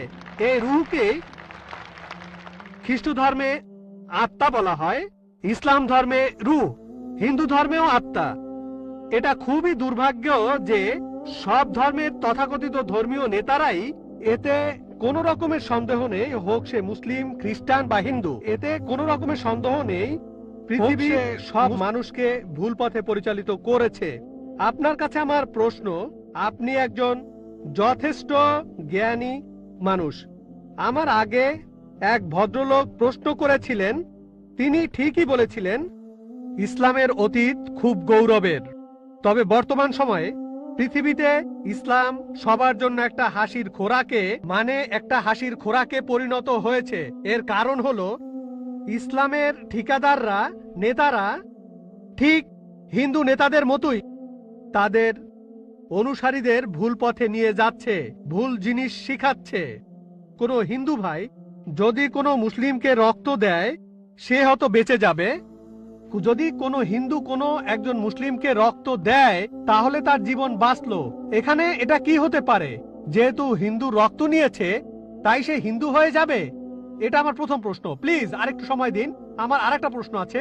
এখানে ধরেন যার জীবন বাঁচলো সে তো দোয়া করবে, আসো বাবা আসো, আমার জীবন বাঁচিয়েছো। রক্তের বিভিন্ন গ্রুপ আছে, এ পজিটিভ, বি পজিটিভ। এখানে তো জীবন বাঁচানোর প্রশ্ন, এখানে কি ধর্মের গুরুত্বটা বেশি? এটাই প্রথম প্রশ্ন। আর এখানকার লোকজন আত্মাকে চিনতে চায় না, বস্তুর চাহিদা মিটলেই তারা খুশি। ইসলাম সবাইকে ভালোবাসার কথা বলে, সব ধর্মই ভালোবাসার কথা বলে, কিন্তু ইসলাম ধর্ম সেই ভালোবাসা অর্জনের কথা বলে, কিভাবে ভালোবাসা অর্জন করতে হবে। এই জন্য ইসলামে জাকাত আছে। এই জাকাত গরিব মানুষদের সাহায্য করা, প্রতিবেশীকে সাহায্য করা, গরিবের মেয়ে বিয়ে হচ্ছে না, বিয়ে দিয়ে দাও, গরিবকে সাহায্য করা। অন্য কোনো ধর্ম ইসলামের মতো এত মহান নয়। এটা খুবই মহান ধর্ম। দুর্ভাগ্যের কথা, বাস্তব এর কোনো প্রয়োগ হচ্ছে না। তাই আগের ভদ্রলোক বললেন মাদ্রাসাগুলো স্বচ্ছ হওয়া উচিত। সত্যি বলতে আপনারা ধর্মীয় নেতাদের বোকামির কারণে ইসলাম ধর্ম উপরে উঠছে না, বরঞ্চ বরবাদ হয়ে যাচ্ছে। খ্রিস্টান ধর্ম, তারা পৃথিবীতে রাজত্ব করতে চায়, তারা ইসলামের ক্ষতি করতে চায়। ইসলামের প্রতি খ্রিস্টানদের মনোভাব বিরূপ। হিন্দু ধর্ম, তারা এখানে ঠিক থাকতে চায়, স্বাভাবিক। তাহলে এরাই হলো ধর্মীয় নেতা। তারা জানে না রূহ কি। রূহ হলো আল্লাহর দয়া। উপনিষদে আছে, ইসলামে আছে, বাইবেলে আছে। আর সব ধর্মই বলে ভালোবাসা, ইসলামও বলে। এটাই আমার প্রথম প্রশ্ন। দ্বিতীয় প্রশ্নটা হলো, হিন্দু ধর্ম নারীকে খারাপ চোখে দেখে, ইসলামও খারাপ চোখে দেখে। খ্রিস্টান ধর্ম, পৃথিবীতে নারী না থাকলে, আপনি একটু আগে একজনকে বললেন যে পুরুষ লোক বাচ্চা জন্ম দিতে পারে না। হ্যাঁ, পুরুষ লোক কোনো বাচ্চা জন্ম দিতে পারে না। বাচ্চার জন্ম দেন মা, একজন নারী। তাহলে ব্যাপারটা কি দাঁড়াচ্ছে? যে পুরুষকে জন্ম দিচ্ছে একজন নারী, সেই পুরুষই নারীকে ছোট করছে, সে হোক হিন্দু, খ্রিস্টান বা মুসলিম। এভাবে দেখবেন যে সব ধর্মেই একই রকম অবস্থা চলছে। আমরা সবাই, সব ধর্মই এখন ধ্বংসের পথে যাচ্ছে। নারীকে কোনো ধর্মই সম্মানের চোখে দেখা হয় না। পৃথিবীর সব ধর্মই নারীদেরকে সবসময় খারাপ চোখে দেখছে। এটাই আমার দ্বিতীয় প্রশ্ন। ইসলাম কি বলে যেদিন কিয়ামত হবে, তার মানে মহাপ্রলয়, ইসলাম ধর্ম কিয়ামত সম্পর্কে কি বলছে? আপনাকে ধন্যবাদ এই ছোট্ট লেকচারের জন্য, ভালো কথাগুলোর জন্য ধন্যবাদ। আপনি বললেন আমার কথা আর ইসলাম ধর্মের কথা। আমার কথা যদি বলেন, সমস্ত প্রশংসা শুধুমাত্র আল্লাহ তাআলার। বললেন আমি জ্ঞানী, বললেন আমি অনেক জানি। আমি শুধুমাত্র একজন ছাত্র। আমি নিজেকে একজন ছাত্র মনে করি ইসলাম ও অন্যান্য ধর্মের উপর। আপনি দুটো প্রশ্ন করলেন, প্রথমটা রূহ নিয়ে, তারপর নারী নিয়ে। এছাড়াও আপনি বেশ কিছু মন্তব্য করেছেন। আপনি বললেন তথাকথিত ধর্মীয় নেতারাই সমস্যা তৈরি করছে। বেশিরভাগ ব্যাপারে আমি একমত। এছাড়াও আপনি মন্তব্য করলেন যে ইসলামের বদনাম করা হচ্ছে। ইসলামের ধর্মীয় নেতাদের কারণে এটা হচ্ছে। ইসলামের বদনাম ছড়াচ্ছে এদের কারণেই। অন্যান্য ধর্মের ধর্মীয় নেতাদের কথা যদি বলি, তারা তাদের অনুসারীদের ধর্মগ্রন্থ পড়তে দিতে চায় না। এখন আমি যদি ইসলামের কথা বলি সামগ্রিকভাবে, আমি ইসলামের ধর্মীয় নেতাদের উপর দোষ চাপাবো না, তারা দোষী নয়।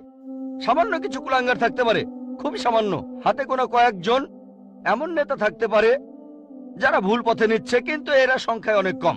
মিডিয়া তাদের বেছে নেয় আর এমন ভাবে তুলে ধরে যেন ইসলামের প্রত্যেক ধর্মীয় নেতাই এইরকম। তাই ইসলাম ধর্মের বিভিন্ন নেতা, বিশেষজ্ঞ, ওলামার কথা যদি বলতে হয়, তাদের ভালোবাসি, তাদের শ্রদ্ধা করি। হাতে গোনা কয়েকজন, খুবই সামান্য তারা, এরাই মানুষকে ভুল পথে নিয়ে যায়। তবে সামগ্রিকভাবে আলহামদুলিল্লাহ, তারা সব ভালো কথা বলেন, তারা ইসলামের কথা বলেন, আমরা তাদের ভালোবাসি, শ্রদ্ধা করি। অন্য ধর্মের ছবিটা আলাদা। পৃথিবীর বেশিরভাগ ধর্মীয় নেতারা, অন্য ধর্মের নেতারা, তারা এটা করে না।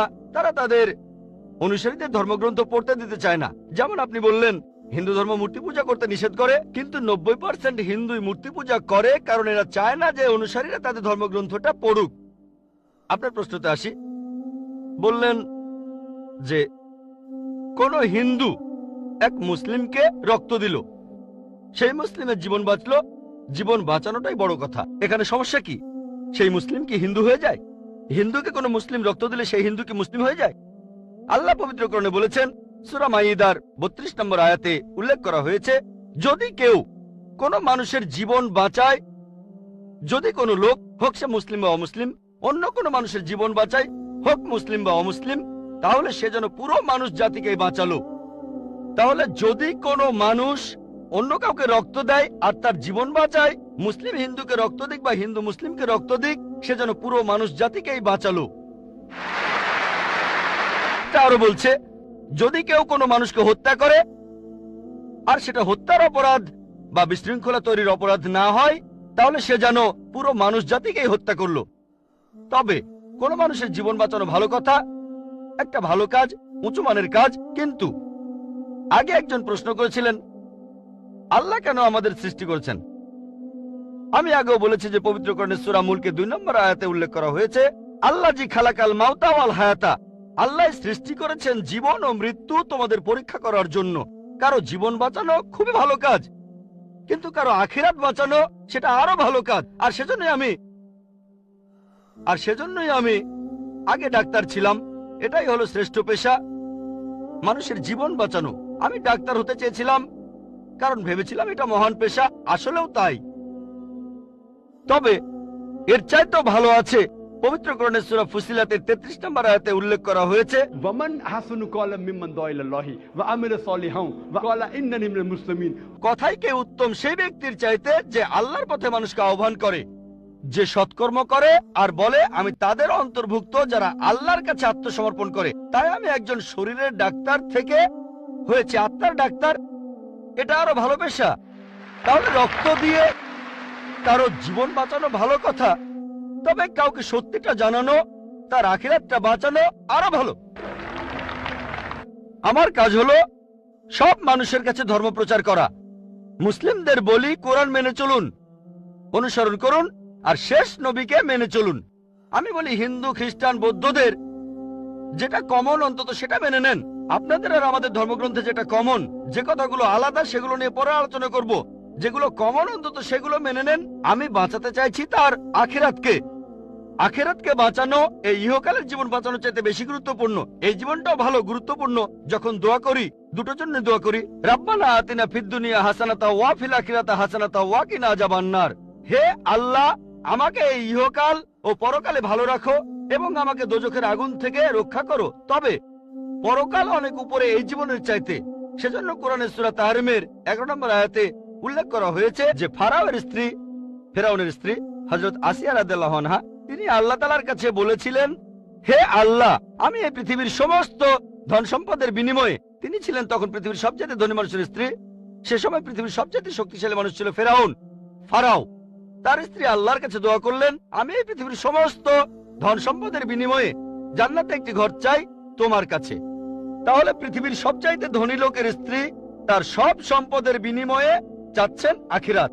ভাই, আপনার সঙ্গে একমত, মানুষকে ভালোবাসতে হবে, এটা খুব ভালো কাজ। তবে কারো পরকালের জীবন বাঁচানো সেটা আরো ভালো কাজ।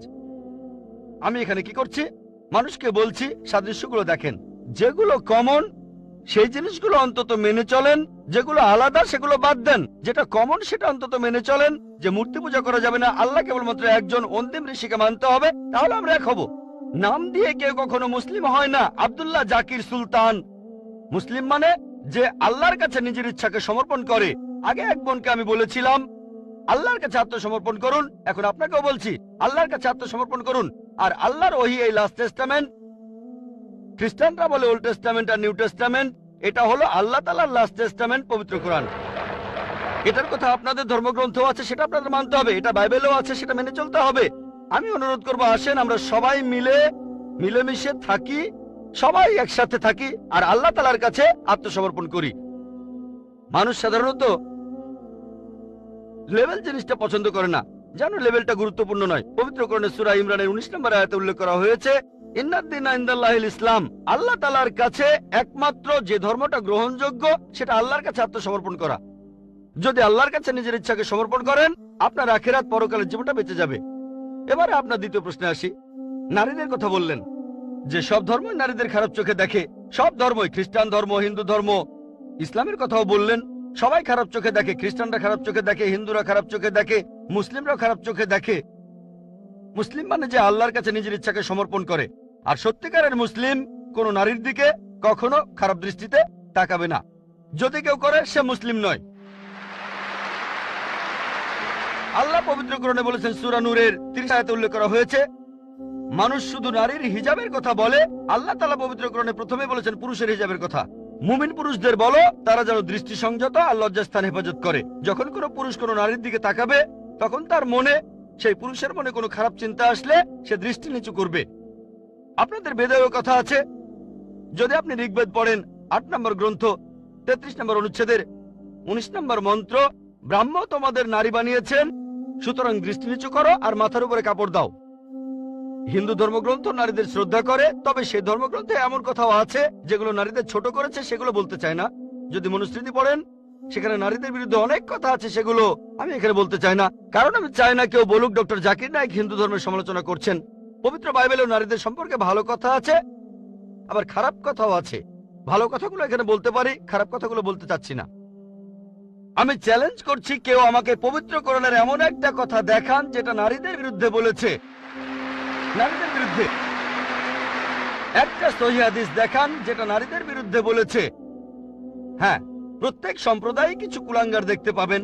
এমন কিছু মুসলিম হয়তো আছে যারা শুধু নামেই মুসলিম, তারা মেয়েদের দিকে তাকাতে পারে, মেয়েদের উত্ত্যক্ত করতে পারে, তবে তারা সত্যিকারের মুসলিম নয়। আপনি বললেন যে ইসলাম আর মুসলিমরা মেয়েদের খারাপ চোখে দেখে।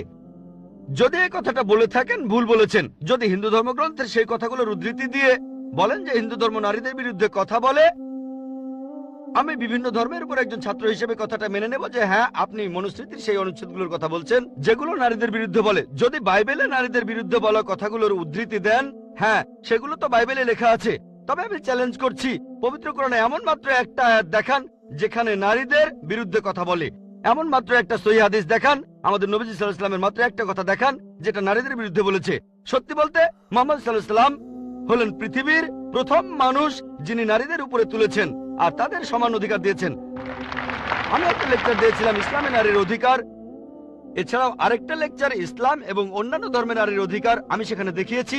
তাই আপনি যখন বললেন ইসলাম নারীদের অসম্মান করে, কথাটা ঠিক নয়। তবে আমি ইসলাম সম্পর্কে এ কথা বলিনি। ইসলাম সবসময় নারীদেরকে মর্যাদা দিয়েছে। মুসলিমরা এই কাজটা করেছে, যে তারা মুসলিমরা এই কাজ করছে। আর হিন্দু বা খ্রিস্টান এরাও নারীদের ছোট চোখে দেখে। ইসলাম কখনো এটা করে না। ধন্যবাদ আপনাকে, অনেক ধন্যবাদ ভাই, আপনাকে অনেক ধন্যবাদ। আমি একথাই বলেছি। তবে মুসলিমরা দুর্ভাগ্যজনকভাবে ইসলামের অনুসারীরা এই জিনিসটা প্রয়োগ করে না। হ্যাঁ ভাই, আমি আপনার সঙ্গে একমত। আমি বলেছিলাম কিছু লোক এমন, এখন ধরেন মার্সিডিজ গাড়ি কত ভালো এটা জানার জন্য যদি ড্রাইভারের সিটে কোনো আনাড়ি লোককে বসান আর সেই ড্রাইভার যদি গাড়িটা অ্যাক্সিডেন্ট করে, কাকে দোষ দেবেন? গাড়ি না ড্রাইভারকে? ড্রাইভারকে দোষ দেবেন। মার্সিডিজ গাড়ি কত ভালো এটা জানতে যদি চান, চেক করেন সেখানে কি কি আছে, এভারেজ স্পিড কেমন, পিকআপটা কেমন, গিয়ার রেশিও কেমন, নিরাপত্তা ব্যবস্থাগুলো কি কি। তাহলে ইসলামকে বিচার করতে চাইলে পবিত্র কোরআন আর সহিহ হাদিস পড়েন। মুসলিমদের দেখবেন না। যদি গাড়িটা পরীক্ষা করতে চান তাহলে আপনি ড্রাইভারের সিটে পাকা ড্রাইভারকে বসান। শ্রেষ্ঠ মুসলিমের দৃষ্টান্ত নবীজি সাল্লাল্লাহু আলাইহি ওয়াসাল্লাম। খ্রিস্টান ধর্মে পবিত্র বাইবেলে আছে, বুক অব জেনেসিস 3 অধ্যায়ের 16 অনুচ্ছেদে মহান ঈশ্বর বলেছেন, তোমরা নারী, তোমরা খুব যন্ত্রণা পেয়ে সন্তানের জন্ম দেবে। এটা নারীদের প্রতি ঈশ্বরের অভিশাপ, গর্ভধারণ নারীদের জন্য শাস্তি। ইসলাম ধর্মে গর্ভধারণ নারীদের জন্য সম্মানের। পবিত্র কোরআনে সূরা নিসার 1 নম্বর আয়াতে উল্লেখ করা হয়েছে, গর্ভধারিণী মাকে সম্মান করো। পবিত্র কোরআনে সূরা লুকমানের 14 নম্বর আয়াতে উল্লেখ করা হয়েছে, আমি মানুষকে তাদের বাবা মায়ের সাথে ভালো ব্যবহার করার নির্দেশ দিয়েছি। মা অনেক কষ্ট সহ্য করে সন্তানকে গর্ভধারণ করেন, অনেক কষ্ট পেয়ে সন্তানের জন্ম দেন। নবীজি বলেছেন, যদি তোমরা তোমাদের মাকে সোনার পাহাড়ও এনে দাও, তোমাকে যে 9 মাস গর্ভে ধারণ করেছিলেন তার বিনিময়ে, তারপরও শোধ হবে না। ইসলাম এই কথাই বলছে। একবার নবীজি সাল্লাল্লাহু আলাইহি ওয়াসাল্লামের কাছে একজন লোক আসলো আর প্রশ্ন করলো, এটা আছে সহিহ বুখারী 8 নম্বর খণ্ড, বুক অব আদাব 2 নম্বর অধ্যায় 2 নম্বর হাদিস, হে নবী, এই পৃথিবীতে কাকে সবচাইতে বেশি সম্মান দেখাবো? নবীজি বললেন, তোমার মা। লোকটা বলল, এরপরে কাকে দেখাবো? নবীজি বললেন, তোমার মা। লোকটা বলল, তারপরে কাকে দেখাবো? নবীজি আবারও বললেন, তোমার মা। লোকটা বলল, এরপরে কাকে? তখন নবীজি বললেন, তোমার বাবা। তার মানে 75%, 4 ভাগের 3 ভাগ পাচ্ছেন মা, 1 ভাগ 25% সেটা পাচ্ছেন বাবা। এক কথায় মা গোল্ড মেডেল পাচ্ছেন, সিলভার মেডেল পাচ্ছেন, ব্রোঞ্জ মেডেলটাও পাচ্ছেন, আর বাবা একটা সান্ত্বনা পুরস্কার নিয়ে সন্তুষ্ট থাকছেন। ইসলাম আমাদের এমনটাই শেখায়। তবে আপনার কথা মানি, পশ্চিমা বিশ্ব নারীদের ছোট করছে। পশ্চিমা বিশ্ব নারীদের স্বাধীনতার কথা বলে, আসলে তারা স্বাধীনতার কথা বলে নারীদের শারীরিক অত্যাচার করে, তাদের সম্মান কেড়ে নেয়, আত্মার অবমাননা করে। পশ্চিমা বিশ্ব বলে তারা নারীদের উঁচুতে বসিয়েছে, আসলে নিচে নামিয়েছে। তাদেরকে বানিয়েছে উপপত্নী, রক্ষিতা আর সমাজের প্রজাপতি, যারা রয়েছে আর্ট আর কালচারের রঙিন পর্দার আড়ালে। আর্ট আর কালচারের দোহাই দিয়ে তারা কি করছে? তাদের মেয়েদের বিক্রি করছে তাদের মায়েদের। তারা নাকি মেয়েদের উপরে তুলছে। সাধারণত বেশিরভাগ অ্যাডেই দেখবেন নারী আছে, অন্যটার সাথে নারীর হয়তো কোনো সম্পর্কই নেই। মোটরসাইকেলের বেশিরভাগ অ্যাডে দেখবেন মেয়ে আছে। কতজন মেয়ে মোটরসাইকেল চালায়? কতজন? কিন্তু অ্যাডে মেয়ে থাকবেই। তারপর মোটর গাড়ির অ্যাডে, সেখানেও মেয়েদের দেখবেন। আমার এক বন্ধু একবার বলেছিল যে বিএমডব্লিউর একটা খুব বিখ্যাত অ্যাড, মার্সিডিজ বেঞ্জ খুব ভালো গাড়ি, তরুণদের প্রিয় হলো বিএমডব্লিউ, এর স্পিড বেশি, পিকআপও ভালো। তো বিএমডব্লিউর একটা অ্যাডে বিকিনি পরা একটা মেয়ে দাঁড়িয়ে আছে। BMW গাড়ির সামনে, আর নিচে লেখা এখনই চালানো শুরু করুন। কাকে? মেয়েটাকে না গাড়িটাকে? বিক্রি করছে মেয়েদের, বিক্রি করছে মায়েদের। ইসলাম ধর্মে নারীদেরকে সম্মান করি, মায়েদের সম্মান করি, বোনদের সম্মান করি, মেয়েদের সম্মান করি, তাদের শ্রদ্ধা করি, তাদের ভক্তি করি। আমার ভিডিও ক্যাসেট দেখেন, ইসলামে নারীর অধিকার। আশা করি উত্তরটা পেয়েছেন। এবারের প্রশ্ন মহিলাদের মধ্য থেকে। গুড ইভিনিং স্যার, আমি লক্ষ্মী আইয়ার। স্যার, আমি হিন্দু, তবে ইসলাম ধর্মে বিশ্বাস করি। আমি ইসলাম বিশ্বাস করি কারণ আমি সেরকম কিছু প্রমাণ পেয়েছি। স্যার, আপনি বললেন আল্লাহ একজন, ধর্মও একটা। এখন আমি তিনজন মানুষের উদাহরণ দেই। একজন হিন্দু, আরেকজন মুসলিম, অন্যজন খ্রিস্টান। ধরেন এই তিনজন একসাথে আছে।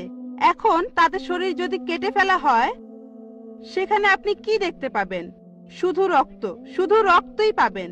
দুধ পাবেন না, পানি পাবেন না, শুধু রক্তই পাবেন। এখন সব মানুষের শরীরে যদি একই রক্ত থাকে, তাহলে মৃতদেহ সৎকারের নিয়মটা আলাদা কেন? মুসলিমরা তারা কবর দেয়, আর হিন্দুরা আমরা মৃতদেহ পুড়িয়ে ফেলি। বোন বললেন আপনি ইসলাম ধর্ম পছন্দ করেন, ইসলামে বিশ্বাসও করেন। আপনাকে অভিনন্দন, আর এই শান্তির ধর্মে আপনাকে স্বাগতম, সত্যের পথে আপনাকে স্বাগতম। বোন প্রশ্ন করলেন যে তিনজন হিন্দু, খ্রিস্টান, মুসলিম, সবার শরীর একই রকম, একই রক্ত, একই উপাদান, কিন্তু আমরা মারা গেলে হিন্দুরা কেন পুড়িয়ে ফেলে আর মুসলিমরা কেন কবর দেয়? আসুন আমরা এটা ভালো করে দেখি। আপনি দেখেন কোন পদ্ধতিটা ভালো। হিন্দু ধর্মে কবর দেওয়ার অনুমতিও আছে শিশুদের ক্ষেত্রে, কিন্তু প্রাপ্তবয়স্ক লোক মারা গেলে তারা বলেন পুড়িয়ে ফেলতে হবে, দাহ করতে হবে। অবশ্য হিন্দুদের কেউ কেউ বলেন যে কবর দিতে হবে। আসুন আমরা এখন ভালো করে দেখি যে শবদেহ, মৃতদেহ পোড়ানো আর কবর দেয়া। এখানে আপনি দেখবেন যখন আপনি কোনো মৃতদেহ পোড়াবেন তখন পরিবেশ দূষিত হচ্ছে। মৃতদেহ পোড়ালে পরিবেশ দূষণ হয়। ইসলাম ধর্মে আমরা কবর দেই কেন? এখন আমরা জানতে পেরেছি আমাদের শরীরে যে উপাদানগুলো আছে, এই পৃথিবীর মাটিতে যে উপাদান আছে, আমাদের শরীরেও একই জিনিস, পরিমাণে হয়তো কম অথবা বেশি। আমরা মাটি থেকে এসেছি, আবার মাটিতেই ফিরে যাব, বিজ্ঞানসম্মত। এটা হচ্ছে 1 নম্বর পয়েন্ট। দাহ করলে আগুন ধরানো হয়, পরিবেশ দূষিত হয়। ইসলাম অনুযায়ী আমরা কবর দেই আর জমি উর্বর হয়, পোড়ানো হয় না বলে পরিবেশ দূষিত হয় না। 2 নম্বর পয়েন্ট, মৃতদেহ পোড়াতে গেলে আপনাকে গাছ কাটতে হবে, গাছপালা কমে যাবে, পরিবেশের অবস্থা তখন খারাপ হয়ে যাবে। ইসলাম অনুযায়ী আমরা কবর দেই, জমি উর্বর হয়, আরো গাছ জন্মায়, এটা তখন হয়ে যায় সার। এখানে গাছ কাটার দরকার নেই, পরিবেশের জন্য ভালো। আমাদের সরকার এখন বলে গাছ কাটবেন না। গাছ না কাটলে মৃতদেহগুলো পোড়াবেন কিভাবে?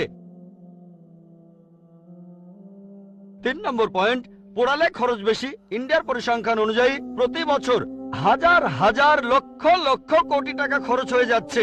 প্রতিদিন কোটি কোটি টাকা খরচ হচ্ছে, প্রতি বছর লক্ষ লক্ষ কোটি টাকা খরচ হচ্ছে শুধু গাছের পেছনে আর মৃতদেহ পোড়ানোর পেছনে।